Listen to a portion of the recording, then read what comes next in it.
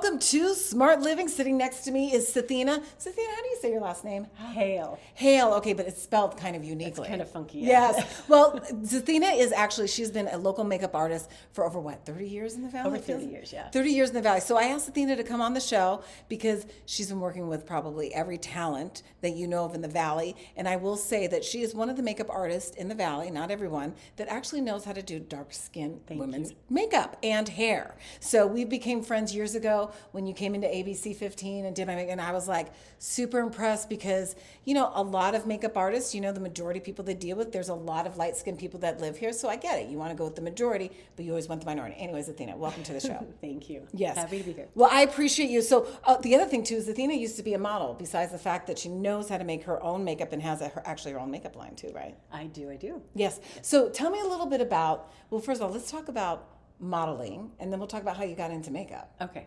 So you used to be a model when you were a kid. Yeah, I started showing interest when I was young. Right. And did a couple little modeling classes, which don't normally help you with the modeling business, but good for etiquette and learning all those proper things. And then I signed with an agency and started working at 16 in LA. Yeah, you were big time. Didn't you go international and do some international stuff? I worked in Tokyo, which was super fun. That was really nice. And I worked in Mexico City and Guadalajara and Puerto Vallarta. So, to be honest with you, I think modeling's really boring. You just stand around and smile. I mean, was it fun? It's fun because it's always different people, different locations. Sometimes you have really boring clothes. Sometimes you have really cool stuff. I just like it because it changes it up. Okay. And so, but you know, I work more on the other side of the camera now, which is really fun too. You know, almost more fun. It's right. A lot more work. It is a lot more work, but I mean, you really have a good eye for makeup. Like I was just showing her some videos, and she's like, "Yeah, what was that word you said?" So like sallow. Yeah. So I was like, "What did you just talk? Did you just say Spanish?" She goes, "No." She goes, "That means yellow." I go, "I don't understand that." But that's Zethina. Super creative. Mind is constantly moving. Things all the time. So why did you get out of modeling? Because that's really lucrative. I came back home from Tokyo. I went back to LA, and it just didn't feel the same. So I wanted to come back to Phoenix, and I just ended up getting pregnant right away. Oh, you met a guy. Yeah, that was it. And his name is Brett, right? Yep. Yeah. And Brett, by the way, is a local photographer here in the Valley. He's very talented. So yeah, we've been married for 34 years. We have 2 kids. And that whenever I got pregnant, I started eating like most normal people. And boy, food was good. And so I put on a bunch of weight. So that kind of took me out of it for a while. Yeah. And then I started doing some plus modeling, and that was really fun. And it just, I kind of just stuck with the makeup. Yeah. Ultimately. Well, that's sustainable. Yeah. And, right. And then I've also done I do hair, makeup, wardrobe. And then I've built props we've done full set builds for Hunter Douglas back in the year, which was really, really fun. Oh, Hunter Douglas, that's a big design. The window Yeah, things, that's what it was. Oh, yeah, wow. They do it all digitally now, so people like me lost our jobs doing that stuff. But that was always really fun because we got to do the furniture and the walls and the flooring, right. and so it was like building a little house. So you've always been really creative. It's fun. My mother's an artist. My sister was an artist, so I think I have a lot of art in the family. Yeah. So tell me, how did you get into makeup? I mean, natural transition would be modeling because people are putting makeup on you, but is that your journey? Was that? Actually, the first job I did, I was in Tokyo, and I was 17, and the makeup artist on the way to the job got stuck in traffic, and I had my stuff with me, and it was just me and one other girl, and so I did both of our makeup. So that was my first real official job. Not that I got paid for it, the makeup end of it, but I really liked it, and so I just kind of wanted to keep up with doing that. And whenever I came back home to Phoenix, I had to earn my stripes, with all the photographers, because a lot of people want to transition into makeup, and they're like, well, let's see how you can draw red lips. Right. This was late 80s, early 90s when you had that real heavy red lip. Yes, and so if you can't draw straight lines there, then that's a problem. And blue eyeliner. I had it, the blue. But the blue is back again. It always comes back, right? It does. So it was fun. So I started doing more and more work with different photographers, and luckily I got to work with one photographer for a long time who was a real stickler, and he made me be really, really perfect, which was great. And so it all kind of naturally evolved. Okay. And then I had some dance students that were asking me for dance makeup kits, and I'm like, okay. So I started doing that, and then I started working more in TV. Right. And you had to do a transition from like regular old TV to HD. Oh yeah, HD was a big thing. That was like in 2000, right? Yeah, because everyone thought the world was going to end in 2000. Well, all the women Y2K. did. Oh, Y2K. Yeah. I thought you meant all the women on TV because the makeup changed Oh, well, that so too. much. Yeah. Oh, yeah. I mean, HD was like, I was on TV then too, and I was like, uh-oh. Like when you, I mean, it was going to magnify everything on your face. Yeah. So like if you've been hiding like that you had, you know, acne and as a teenager, like you could hide that.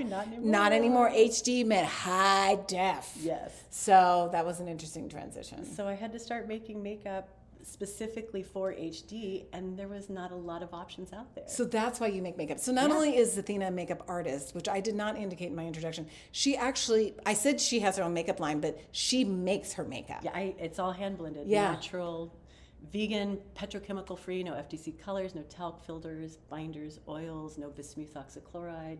So I leave all the junk out. Right. And it's just nice and lightweight, and my philosophy on makeup is more, you know, keep it light, let the skin. Right. Well, I'm looking at your face, and I know this is a podcast, but we do record this, and it is on YouTube. So if you guys want to tune in and you take a look at Zethina's face, that's an example of the makeup. She didn't do mine today, not today.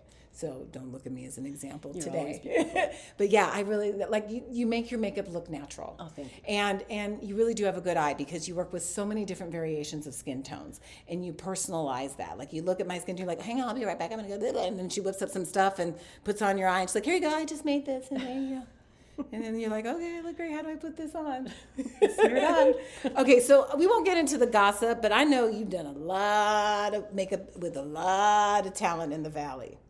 So we don't want to talk about specific people, but I do want to know a little bit about something. I want to know, like, without saying names, who's someone, how we can, like, describe something that you would say that they were, like, high maintenance or difficult to work with without saying their name, but maybe giving an example of the situation that makes you feel why they're high maintenance. Does that make sense? Okay. Okay, so I know I kind of asked that question in a weird way, but that's okay. That's me. So you're asking, have I worked with? Well, you know I have. Well, I know you've worked with a lot of divas, but I don't want to name any names because you're still working. But what I want you to say is the story that happened that you're like, and that's this person was a diva because they were awful. They did this, that kind of story, right? There was a show I was working on for a long time, and I did a lot of the key things, the openers, the closers, and the first couple seasons I did most of the shows. Mm-hmm. And then they brought me back just to do the open and close scene, which was 2 full days of shooting, blah, blah, blah. And I was just like, can you add my name to the credits? And it was, no, it's too difficult to do. That right there irritated me. But I'm talking more like a particular, so like, let's say, for example, you worked with me and you were doing my makeup and I was a total jerk. So, and you walked away going, I don't want to work with her. She's a jerk. So I want you to tell me of an instant that you experienced that without saying that person's name, if you can recall one. That's what I'm asking. I'm doing such a bad job. No, that's okay. No, because that was the key one that came out to me whenever you said that. But, okay. Put her on the spot here. Yeah, I am. I don't know. There's over the years. I mean, gosh, I've worked with thousands of people over the years, and not all from here, from all over. But I think there's only been probably maybe 4 or 5 people that were just terrible people. One was just a normal lady. One was a 80s like mega pop star. She was probably the worst. She wasn't mean to me, but she was so belittling to her assistant that you were like, it's uncomfortable. Yeah. So I she's not sticking out as like a great person to work with. Yeah.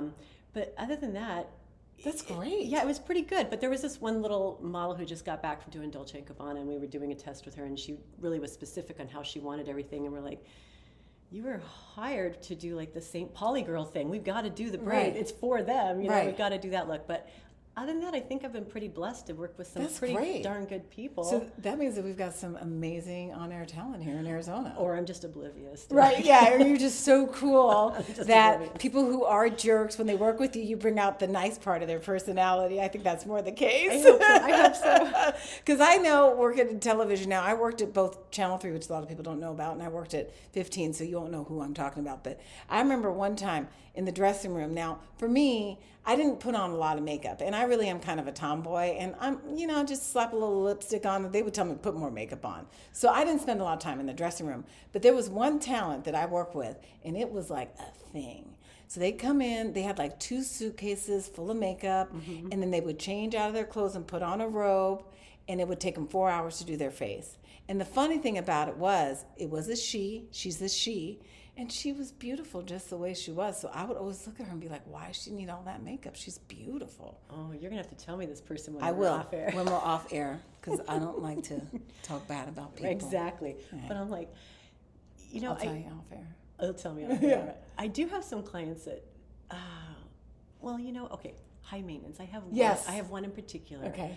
And she's out of state, and she messages me a lot with all these questions, and I love to help every way I can. You do. You're very helpful. But I've been beating my head on the wall for like the last year, and I'm like, all of your things would be solved if you would just put more money into your skincare and maybe some face yoga and, massaging the face muscle and retraining the muscles of the face is really important. I'm like, instead of trying to paint on what you want, work on the foundation first. Oh my God, I love that. And, because the more you pile on, it doesn't get better. No, it doesn't. Yeah, no, it so just looks worse. If your skin is good to begin with, then you can use a lot less, or you can achieve that heavy eye makeup look you want once you correct the things you need to do. And so I've been sending her videos. I'm like, just do this. Follow these people. It's great stuff. And yeah, and no, she just wants to do more and more makeup. And so that's probably my most difficult. I feel like that's probably a little bit of mental illness going on there, or that she has. I agree that with a lot of people, they have to cover.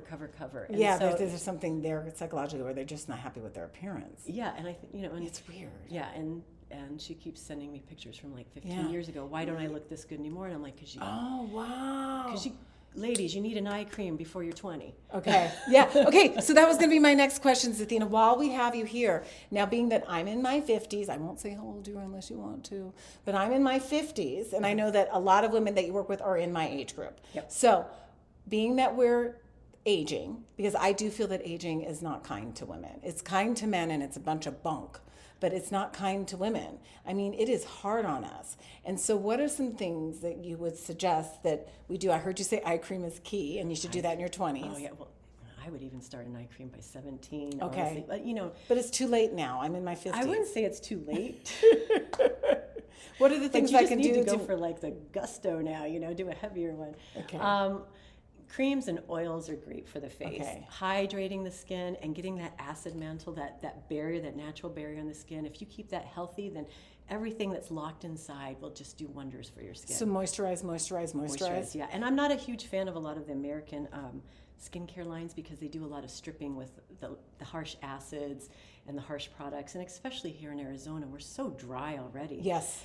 Moisture is the best thing. If you protect your skin, it'll do wonders for you. But I mean, your skin's your largest organ. So, it is. So you gotta protect it. And it's betraying me right now, but that's okay. It was good to me up until I was 50, but that's okay. Now you're just like I remember when I used to do yoga, and I thought I was so full of myself in my 20s, and they're so full of myself. We all were. I know, but I mean, I just think about, wow, girl, you were so I used to go to yoga class just so I could take off my clothes so I could be ooh, how great I look, right? So full of myself. Now, oh my God, I will never take off my shirt in yoga class. Well, you look fabulous. No, the skin is awful over 50. No matter what you do, listen, some people age better than others, but the fact is that I'm a woman that's over 50. It's been 50 years of this skin, and I'm going to struggle with that, and that's okay. But I have 50 years of amazing wisdom. You do. So I'll take that. I'm good with that. But it is a little rough sometimes with the skin. Okay, so let's talk a little bit about, great, thanks for the advice, Zethina, which by the way, and if you guys want to get a hold of Zethina, I'm not trying to do a plug for her, but I'm telling you, this woman knows a lot of stuff, and just by listening to her, you can tell she really gets it. And she gets it in a holistic way too. And also, she's not just trying to make you look pretty, she wants to protect your skin. So it's genuine. And I'll tell you, when I go and I have you redo my makeup, which I recently had you do because I'm aging, I need a little bit of eye lightening and stuff like that. She made some makeup. Her prices are very reasonable too. I felt like for what you gave me, the consultation plus the cost, that was where I couldn't get that at Sephora, right? So yeah, so that was great. Okay, now we're gonna do what I do. I'm all about showing people how to save money. So every guest that comes on my podcast, I ask them ways that they save money. I already know you're a super frugal person, but I'm gonna put a little twist on this. So I want you to share with me the things that you absolutely have to buy, but you hate paying the price for it. I know it's a tough one. I'm really being hard on you today. Really good shoes because your feet are important. Okay. And my skincare. I do spend a lot on my skincare. Yeah, but your skin looks great. Well, thank you. But yeah, yeah, that's probably my main things, and my hair stuff, yeah. Yeah. But other than that, But you hate paying the high price for it. I do hate paying the high price. But you'll just do it. Yeah, but I like, for clothes and stuff, I love resale shopping. Yeah. If someone else owned it, it's even better. It's Okay. much more fun. So you're very frugal with shopping. You don't go buy stuff off the rack? I do when it's on sale. Okay. Because it's more exciting if you got it for a Oh, deal. hell yeah. I got this $100 shirt for $8. Right, That's my yeah, this huge. Was, I'm this all was about Banana that. Republic. I got it for $15. Oh my I was God. so happy to get it. Really? And it was looks like, really nice. thank you. And you know what I like? I like the 3/4 sleeves. I love the 3/4 because sleeves. as we Yep. age, you got that little goggling skin there. Sorry guys, I'm Exactly. flapping the skin under my arm. If you're wondering what That's I'm doing. exactly why I like them too. Yes. So that is great. Okay, so let me tell you some things that I tell this to every single one of my guests. I hate paying tires. I hate spending money on cars. Oh yeah, I agree with you. That And is a I good one. drive an electric car, and I just said this in the other podcast that I recorded on. I sound like a broken record. But I have a car that only takes one brand of tires. Oh Yeah, I can only buy that, and it's electric cars. So electric cars are heavier, so they go through tires quicker. So literally every year I buy 4 new sets of tires, and it costs me anywhere from $1,200 to $1,600 because I cannot buy another brand. But that's okay. So for your 4 tires, you're maybe at $1,600. Yeah, Yeah. for all 4 because I have to change all 4. I get that. My 20-year-old or 24-year-old beast car that I drive out there, those tires are like right around there too. So I get it. But you don't get it you have to do it every year. No, probably every 2 years. Yeah, at but with least, electric cars, you have to every year. that's the catch. So I see that. That's They a weigh lot. more, so they run your tires. So almost all EV, even Teslas, they get less use out of their tires because they wear much quicker because the cars are heavy. So that's interesting there, right? They're probably better in accidents though because they're heavier though. It seems like. I don't know. I worry. I don't know. We can get all into this EV thing. And, I bought an EV. It wasn't so much like an environmental thing. It really came to personal thing. I hate buying gas. I hate going to the gas station. I hate buying gas. So when I needed a new car, I was like, this is reasonably priced. I paid $28,000 for my little. That's not bad. Yeah, it's an i3 BMW. It's super cute. It's super cute. But yeah, I paid tires $1,600 every year. But that's how I make up for the gas. But Yes, I don't have to yes. stop at the gas station. Which is good. Because That's every the time I good. stop at the gas station, I'm afraid there's a credit card skimmer out there, so I'm always trying to yank on. Because I've gotten that way. I've gotten hit like twice that way. That's so great. Zethina, thank you for coming on and was sitting so and chitting much chat with fun. me. See, that wasn't so bad. No, not at all. I was totally nervous. TV for years, not a problem, but stick a microphone in my face and it's rough. You did great. Thank you. Okay, guys. Well, this is Zethina Haehl, and I'll have her information if you want to get a hold of her on my blog at smartshopperdaphne.com. And don't forget, I'm Daphne Monroe, your smart shopper. We'll see you next week.